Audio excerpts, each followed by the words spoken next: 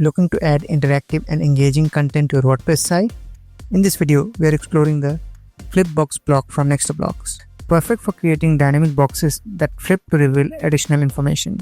Whether you are showcasing products, services, or key features, I'll guide you through setting up and customizing these Flipboxes. So let's dive in. Before we start, make sure the default WordPress Gutenberg block editor is active on your site. Also make sure both the Block Free and Pro plugin are installed and activated on your site. Step 1. Install both the Block Free and Pro plugin. To do that, go to Plugins, click on Add New. Then in the search bar, search for Blocks. This is the plugin. Click on Install Now. Once done, click on Activate. Now to install the Block Pro plugin, go to Block, click on Dashboard. Then from here, go to Upgrade Now. Here we'll see the benefits of upgrading to the Pro plan. Again, click on the Upgrade Now button. Here, choose the plan that fits your need. Once you buy the plugin, you will receive a zip folder with an activation code. Then come back to the site, go to Plugins, click on Add Plugins, go to Upload Plugins, and here, select the zip file. Click on Install Now, then click on Activate Plugin. Now to activate the license, go to Blocks, click on Activate Pro, and here you add the license key and click on Activate button. That's it. You have successfully activated the Block Pro plugin. Step 2. Activate the Flipbox block. To do that, go to Blocks, then Blocks, and search for Flipbox. This is a block.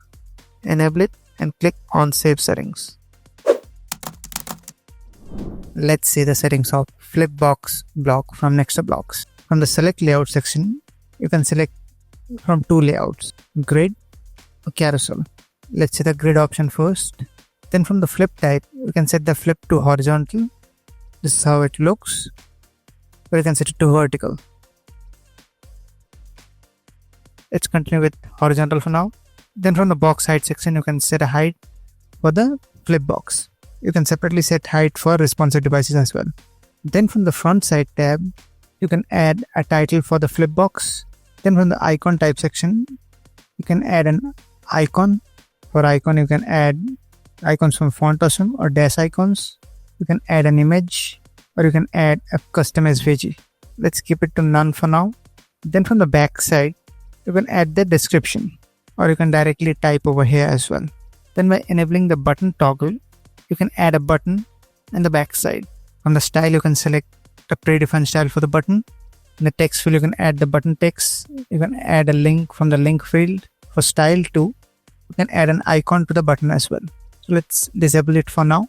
Now to add multiple flip boxes like we have over here, we have to add separate Flipbox blocks and edit them manually as per your requirement. Now let's see the carousel layout. For that, we'll see this demo. Again, you can set the flip type to horizontal or vertical. Then from the box height, you can set the box height. You will find this button toggle right up over here. By enabling it, you can add a button to the back of each slide. So again, you will find 3 styles. Then you have to use these repeater items to add the flip box in the carousel. Each repeater item will be one flip box. So let's see the options. Again, you can add main title. You can add icon type as icon, image, or SVG. Then from the back description, you can add the description for the back side. If you have enabled this button toggle, then you will see this button related fields. You can edit the button text. You can add button link. Then from the front tab, you can adjust the front background. You can add a background color. You can add a gradient color. You can even add a background image as well. Then from the overlay color, you can add an overlay color as well. You can click on the add box button to add more flip boxes to this carousel. In the style tab, you will find all the styling options required to customize this block. If you have selected the carousel layout, then this font, front icon, front image, and front SVG icon tabs will be available. But if you have selected the grid layout, you will see one of these tabs only if you have selected the specific icon type. Now from the front icon section, you can adjust the layout type for the icon. You can adjust the icon size, icon width. You can adjust the icon color for normal and hover states. You can adjust the background. Then from the front image section, you can adjust the image width. Then from the front SVG icon tab, you can add different animation style to SVG. You can set the duration, you can set max width, you can adjust the borders or stroke color, you can adjust the fill color. From the title tag drop down, you can change the tag of the title. And on the typography, you can adjust the title typography. You can even use global typography. You can adjust the color for normal and hover states. You can adjust the background. You can adjust the above and bottom spacing of the title. Then from the back description tab, you can adjust the description typography, color, adjust alignment. Then from the back button tab, you can adjust the button typography. You can adjust the button color for normal and hover states. You can adjust the above and bottom spacing of the button. Then from the background options tab, you can adjust the padding, border radius of the Flipbox block background. You can adjust the box shadow for front and back side as well.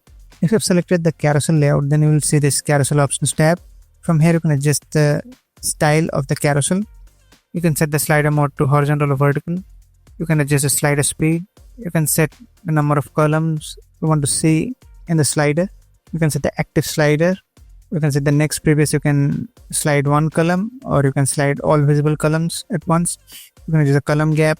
By enabling the draggable toggle, you can make the slides draggable. From the infinite mode toggle, you can loop the slider infinitely. From pause on hover toggle, you can pause the slider on mouse hover. From autoplay toggle, you can automatically play the slider. You can adjust the autoplay speed. Then from the show dots toggle, you can add dots navigation to the slider. You can add different styles. You can adjust the border color. You can add above spacing. By enabling the on hover dots toggle, you can show the toggle once you hover over the slider. From the show arrow toggle, you can add the arrow navigation. You can select from different predefined styles. You can adjust the arrow position. You can adjust the background color, icon color, hover background color, hover icon color. By enabling the outer arrows toggle, you can place the arrows outside the slider. By enabling the on hover arrows toggle, you can show the arrows on mouse hover only. From the center mode toggle, you can adjust the center slide style. You can adjust the padding. You can add slide effect to the center slide. You can set normal slide opacity. By enabling the trim space, you can trim some spaces. By enabling the wheel navigation toggle, you can change the carousel with mouse wheel.